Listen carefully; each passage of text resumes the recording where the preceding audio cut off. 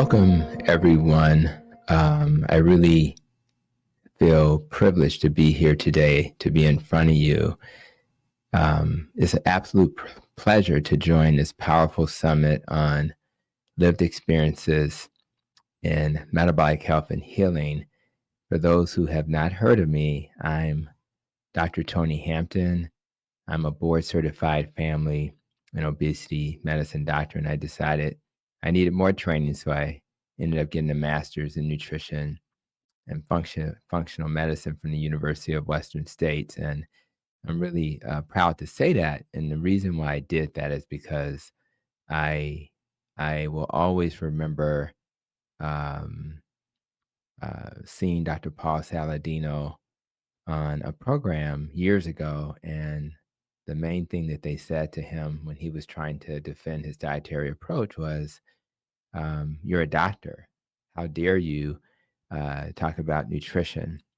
And they tried to embarrass him because he didn't have that type of training. Now, I do believe that many of us in the low carb community do just fine without that training.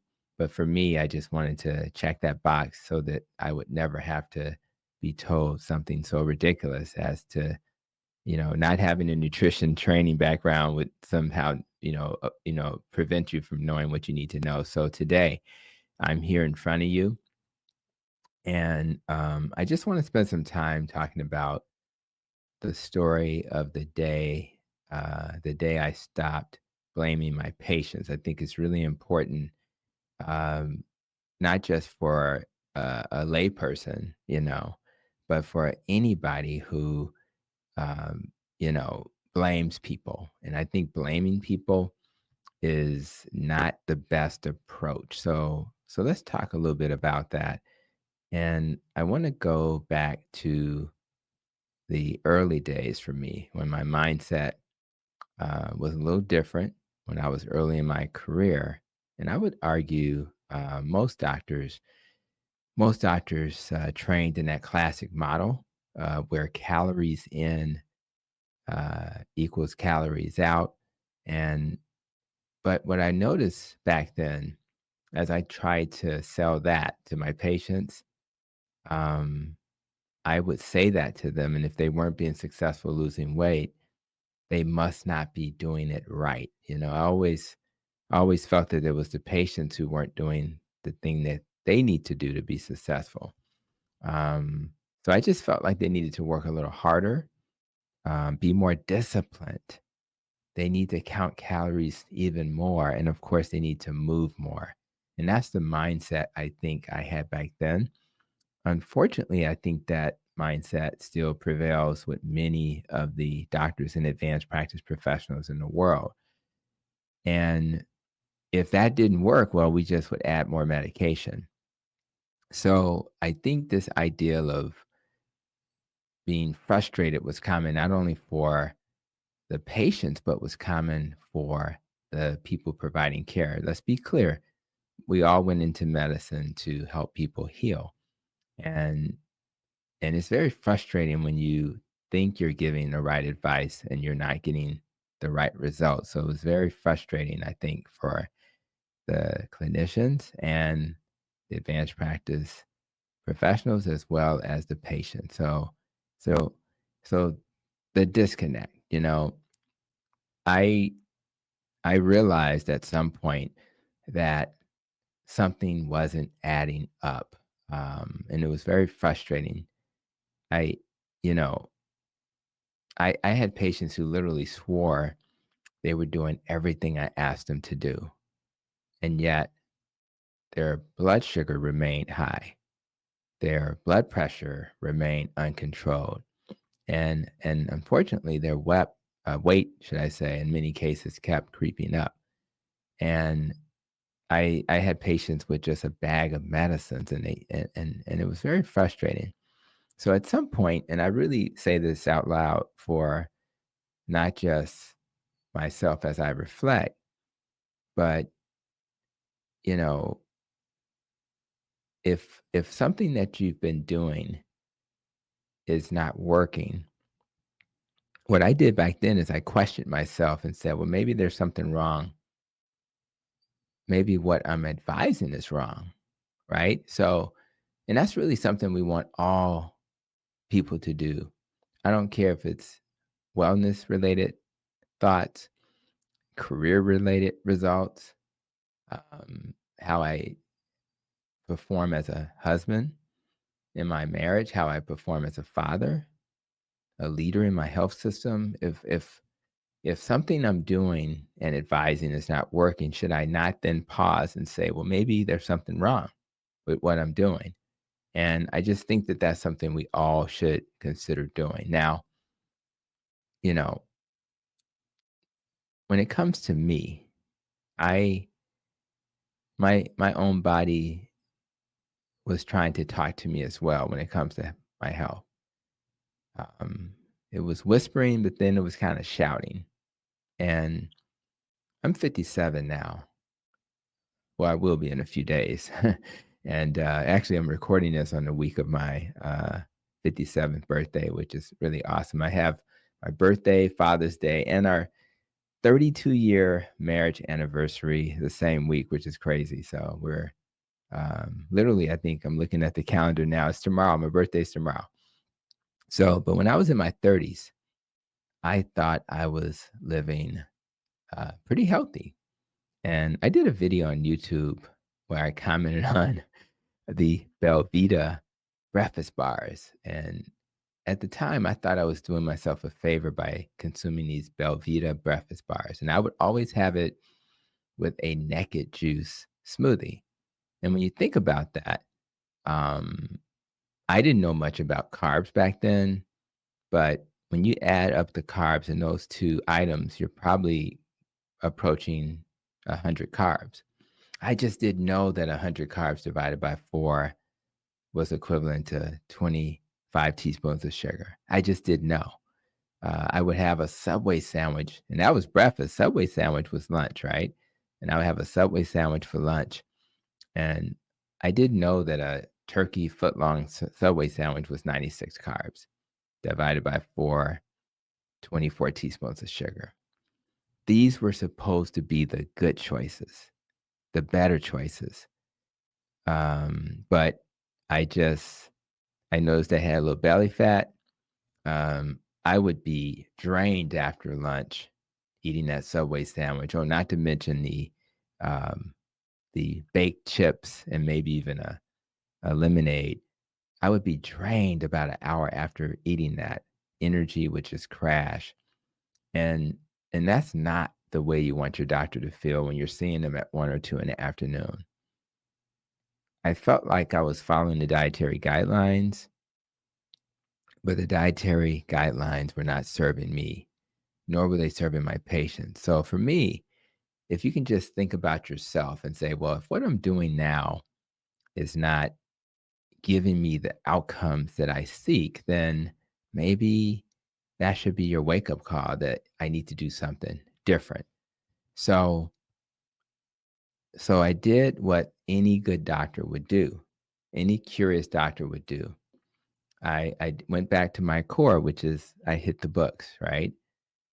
But this time I I was a little cynical, um, more critical of what I was looking at. So I went beyond the standard textbooks and guidelines, and I discovered a different way of thinking. I started hearing about people like Dr. Mark Hyman, for example. Shout out to Dr. Mark Hyman. I recently saw him helping The Rock, that great actor who was having digestive issues, and I started to learn functional medicine, which is my training in nutrition and functional medicine when I got my master's. And I learned about nutrition science. It was nice to review biochemistry. I learned about metabolic research, and it just challenged everything that I had learned before. It's almost like I had to go, it's like going to medical school again. I literally felt like I hadn't learned anything and I had to learn it all over. So I fell into a rabbit hole. And when you fall into rabbit holes, it can be a good thing or bad things. Alice in Wonderland, right? Falling into a rabbit hole. And the rabbit hole I fell into was the rabbit hole, great, thankfully, of insulin resistance. What the heck is that? of chronic inflammation. And who knew that the biochemistry would come into play as I fell into the rabbit hole of mitochondrial dysfunction. Thankfully, I found something that completely flipped my understanding of disease. And and I think I would suggest it was this ideal of metabolic health. Now, for those who know me, I call myself the metabolic health doctor. And I do that because there's so much power in focusing on metabolic health for my patients. Now, so I I realized at that point that it really wasn't about my willpower. It was about hormones, hormones like insulin, hormones like leptin or ghrelin. And I learned that those were powerful drivers of hunger, fat storage, and energy balance. I actually had never heard of leptin and ghrelin until I got my master's in nutrition and functional medicine. Imagine that. The hormones that control your appetite, make you feel full like leptin, hadn't heard of it. Hormones that make you feel hungry like ghrelin, hadn't heard of it. How am I going to advise my patients if I don't know this? But beyond hormones, I learned that our environment plays a significant role in whether or not we're healthy and metabolically healthy. I learned that things like ultra processed foods harm us, even though they taste delicious. I learned that sleep is really important. And I would argue for the guys out there, I have to say this out loud, even more important than sex at times. Sometimes you got to get to sleep before you think about sex. Stress reduction is important. Avoiding toxins is important. When I was in my medical school training, we never talked about toxins. Our entire system is rigged against metabolic health if we don't address these things. So my patients weren't failing. They were fighting a losing battle against powerful forces. And I felt like it was really my job, once I understood this, to help them understand what they could do. So, and I think we've been told a lie. Um, and it starts with this understanding that maybe we've been misled. So again, people who are highly motivated to heal, and let me say this out loud. I was actually a vegetarian for 8 years, sometimes vegan, sometimes vegetarian. I've been in the low carb space probably for 12 plus years, but that was before I learned about low carb. And just like everybody, I was focused on that low fat craze. Um, I was following the high carb food pyramids. If you look at that food pyramid and you look at that foundation, they ask us to take in up to 11 servings of grains and cereal and bread and pasta as the foundation of our diet. I thought that was the goal. I remember that snack well generation where we thought fat free meant healthy while we gorged on sugar and refined carbs. Big food has heavily influenced public policy, and the guidelines we were trained to follow were part of the problem. The very recommendations I was making were making my patients sicker. And I really wish I could go back and redo that. Think about all the patients that I harmed trying to follow what was essentially the wrong information. So I had to my identity as a physician had to shift. It was a painful truth that I had to face. I had to change who I was as a doctor. I was a very efficient medication manager. Um, I'm in a large health system called Advocate Health in the United States, and we literally always end up in the top 5 in the country in the United States for quality of care. We are very good disease managers in my health system. But what we are still learning how to do and we're getting better at, and I'm so grateful for that, and I'm trying to influence the health system to do that, is we're becoming now metabolic detectives.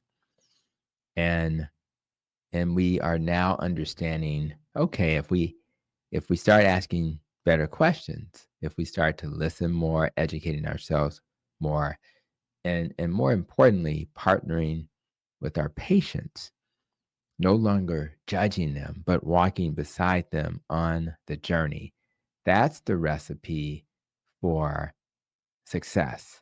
And I'm just really grateful um, that that's where we are now. Now, I want to introduce you to Jolene. Um, when my uh, when my father-in-law was alive, he had dementia and died of dementia not long ago, maybe 2 or 3 months before this recording. And one of his favorite songs was Jolene by Dolly Parton. So I love that name. But so Jolene is an example of a patient who came to me with, some issues around her weight, type 2 diabetes, fatty liver, and just being frustrated. Um, but once we shifted her to a low carb, animal based diet and focused on whole nutrient dense foods, worked on her sleep, stress, and mindset, it didn't take but a few months before her blood sugar normalized. It didn't take but a few months before her liver enzymes improved. So, as a doctor, we're pretty good at prescribing, but how many doctors do you know deprescribe medicines on a regular basis? That's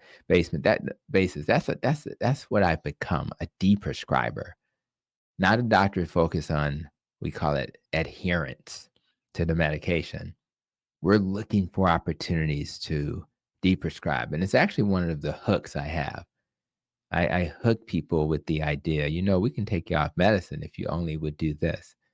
And when you do that, just like Jolene, hope is restored. So I'm really grateful that I've been able to adopt that approach. Now, um, everybody has heard about having a light bulb moment.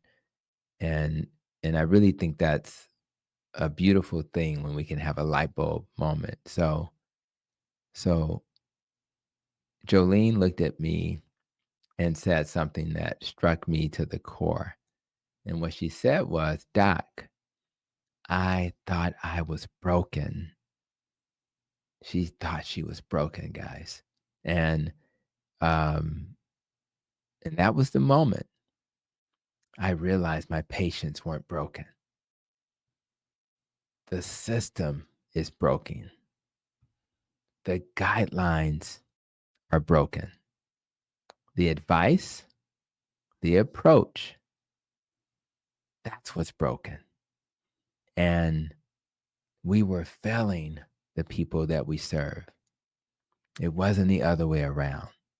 And that's just a light bulb moment that I will always remember, that my patients are not broken. So it's really up to us in partnership with our patients if you're a clinician.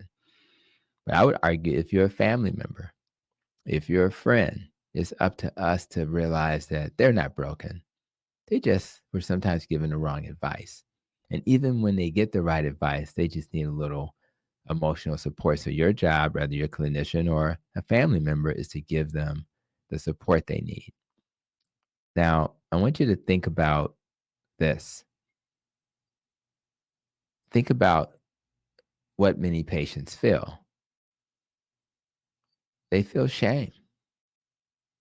They feel guilt. I remember interviewing Emma Mann, who is the daughter of Carrie Mann, Carrie, Kerry, of the Homestead How YouTube channel. Shout out to them.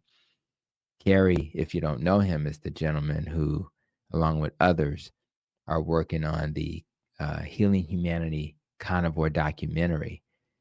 And that's how I kind of got to know her. We had a carnivore meetup in Chicago where I live, and got to know her. She was the most powerful speaker at that meetup, and interesting enough, even though she's just graduating from high school. But what she said is that she was so ashamed of her acne. Of course, she was a teenager, and of course, at that age, you're going to really care about your appearance. And she felt shame, guilt, and was really, even as she expressed it on my podcast, the Protecting Your Nest podcast, she was emotional as she expressed herself. And so we have to do something to remove guilt and shame. And because people need to know from us, hear from us, that it's not your fault. It's not because you're weak or lazy.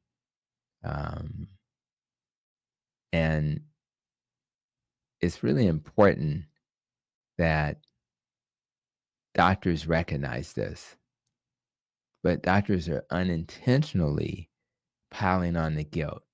Work harder, do more of what I told you to do. And we have to stop that. And that's why I want to live in a world where there's a lot of compassion. I know the world's crazy right now. There's compassion and empathy, which is probably as important or even more important than the knowledge that we share. If a person feels empathy coming from us, they're more likely to hear us. So I want to make sure we all do that moving forward. Now, um, this bias that we have, breaking and shifting away from how you think is not easy, because your life experiences have made you who you are. So, but in order to do that, just like I did, I had to unlearn much of what I was taught. I had to overcome my own pride and bias. Now, listen, if I've been telling someone something for a long time, it's kind of embarrassing to almost shift course, to move the ship in a different direction. But I had to do that. And I had to go back to my roots, which was being a student, a lifetime learner, which is what's cool about this event, is that you're learning by hearing voices like myself.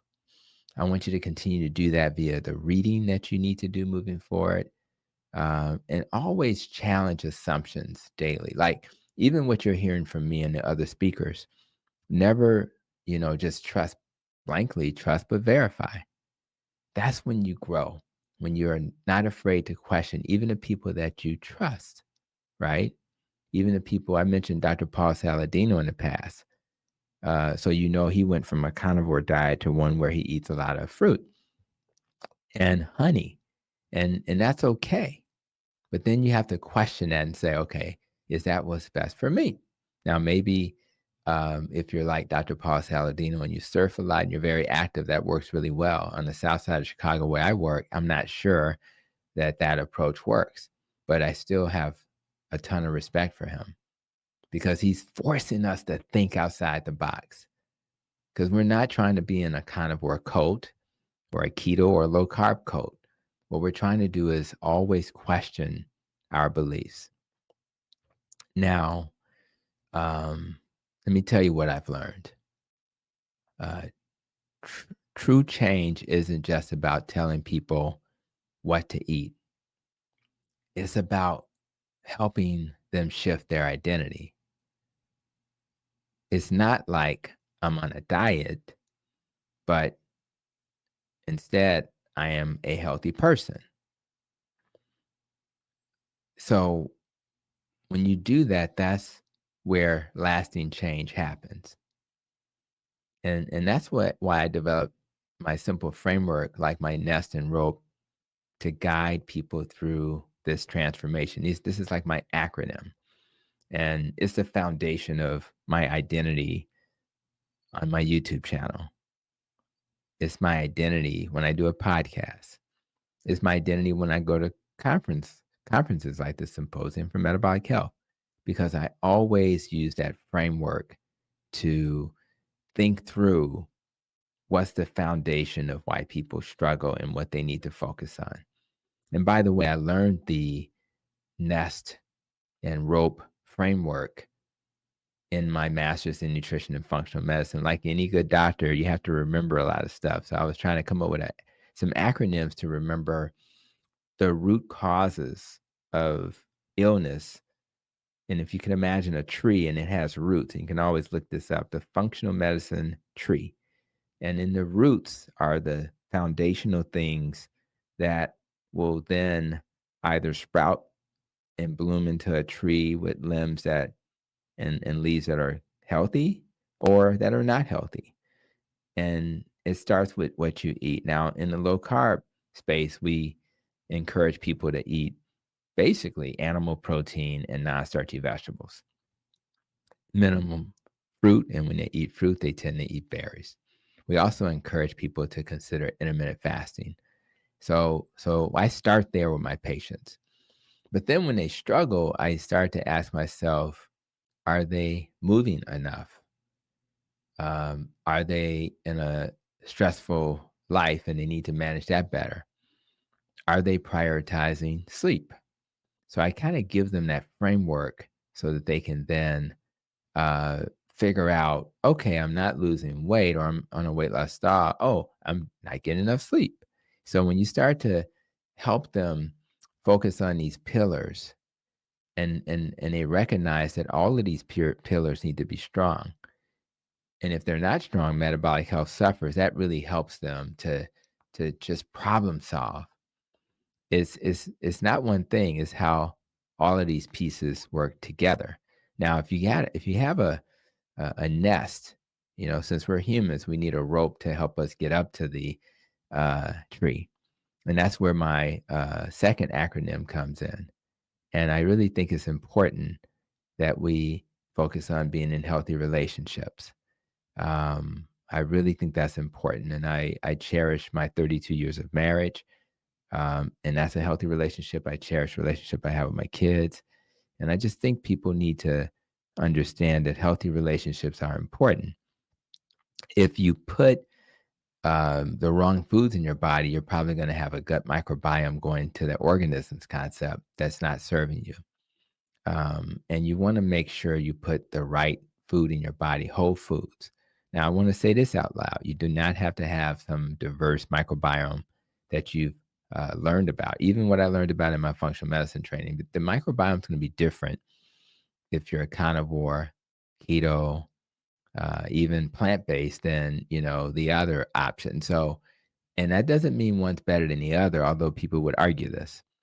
But what I want to say that one of the reasons why people who go to uh, like a more restricted diet where they're not eating plants, for example, like me, I'm a carnivore, your microbiome shifts. And I honestly believe that shift will then not let you tolerate plants as much as you even did beforehand. But because what you eat is going to determine what your microbiome, that's not necessarily a bad thing. If you're metabolically healthy and thriving, then I don't think that's a bad thing. But it is important that you recognize when you change your microbiome, it's going to change what your body is able to process. I'm a big fan of avoiding pollutants that can harm us.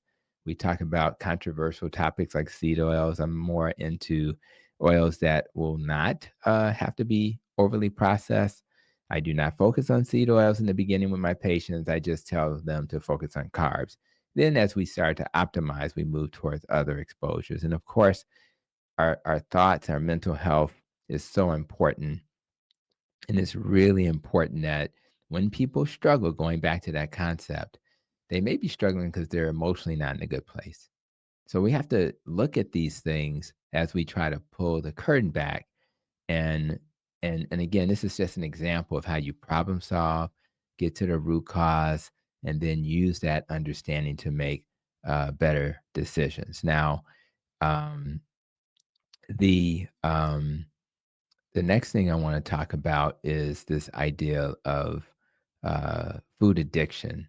Is such a real thing, and um, and that's because these fake foods, ultra processed foods, will hijack our brain's dopamine pathways. And so things like sugar, refined carbs, and even seed oils, they're really engineered to be irresistible. The same engineers who made sure we were smoking are the same people they hired to make sure our food was irresistible. So it's really not about willpower as much as it's about your biology. So we need to help patients to kind of understand that, and when they understand it, they have to change their environment. Now, part of your environment is to not have like Doritos on the counter at home, right? If my home is not a safe space, then I'm going to struggle because there's nobody who's going to walk by a bag of Doritos and not want them. So our environment needs to change, not just our motivation.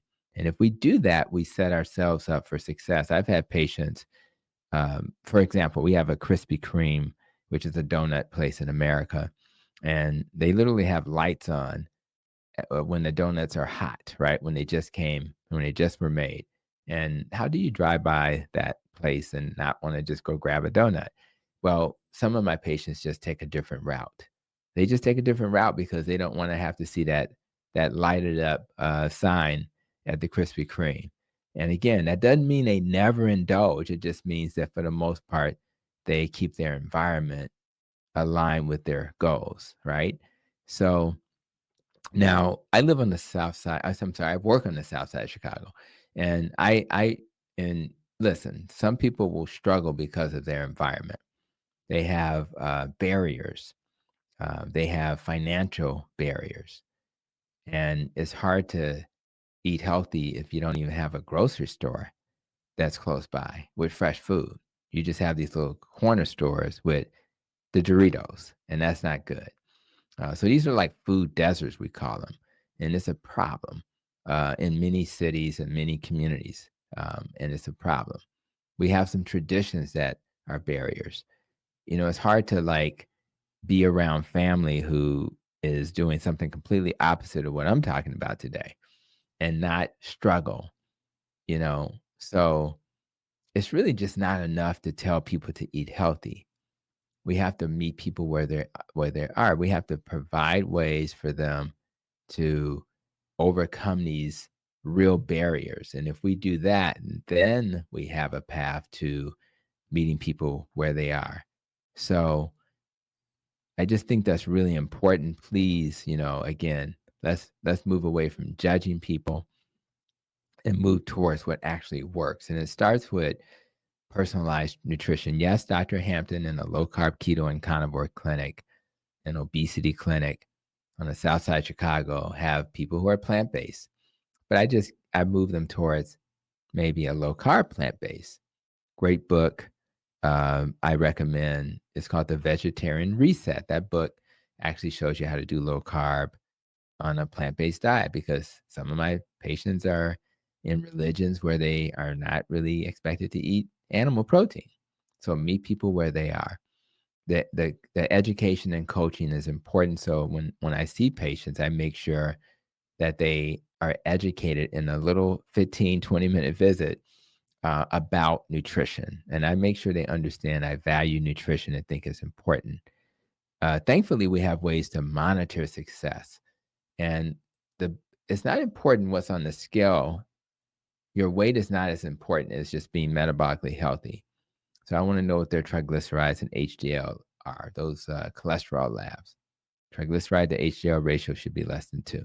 I want to know about their abdominal circumference. I want to know about their blood pressure, their blood sugar. Those are all metabolic markers. And many other metabolic markers we can do a whole lecture on. I want to make sure they have a support system. It starts with me. Sometimes I'll send them a message through their patient portal, which is our electronic communication with patients. And I coach them.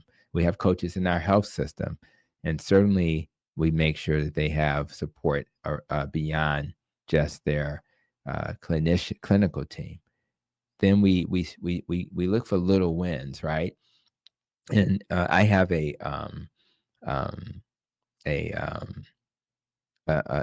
kind of a body composition scanner in the clinic. So if we see any of those metrics do better beyond the scale, we celebrate it.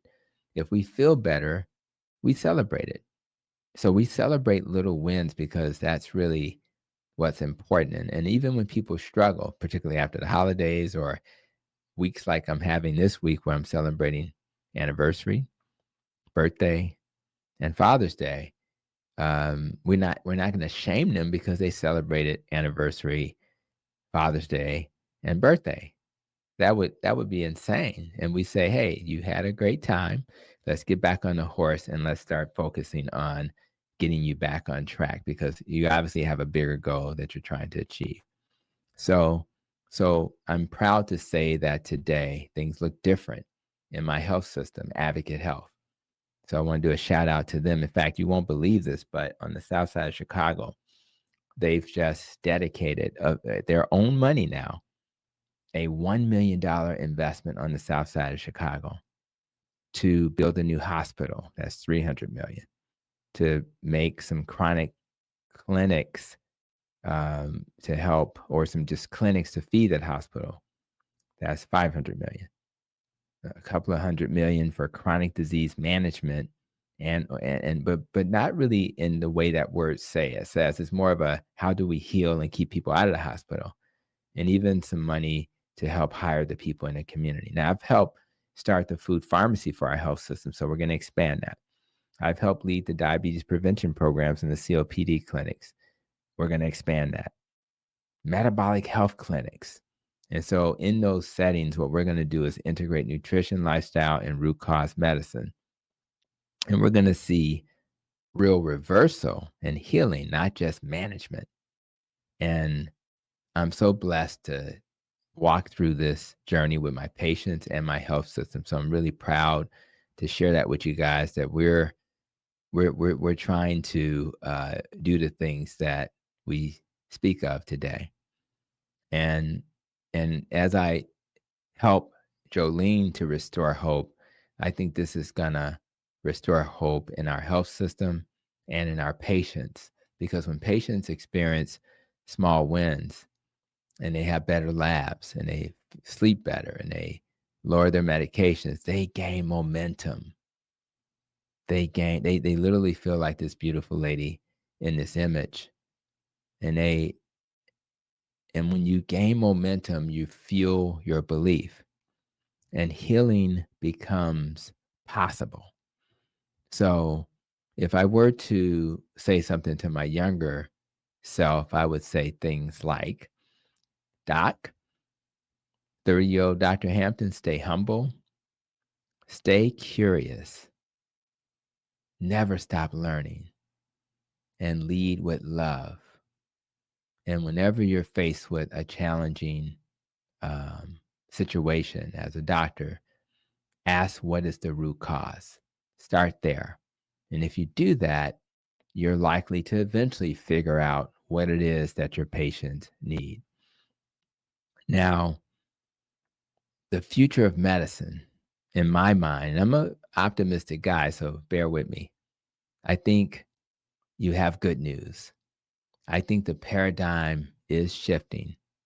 I think that more doctors are embracing root cause medicine.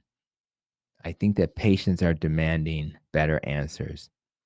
And events like this summit are helping to spread the truth. So I do have good news for you today. And I'm highly motivated that you're going to continue to experience good news moving forward. So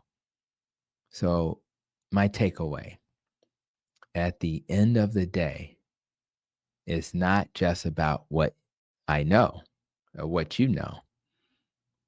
It's really about how we came to know it. My journey and your journey allows us to better guide others on theirs. So as we learn and grow, we're not going to be pointing our finger at people and saying, how dare you not know what I know? There are some life circumstances that led us to where we are. For me, it was more of an irritable bowel issue that got better with low carb keto and now carnivore. For my wife, who has type 1 diabetes, it was the only way we can get our A1C down. And I just think that we all get here because of different approaches, but the key is that we're all walking towards our true north. And that's what's really important. So what are some of my final thoughts?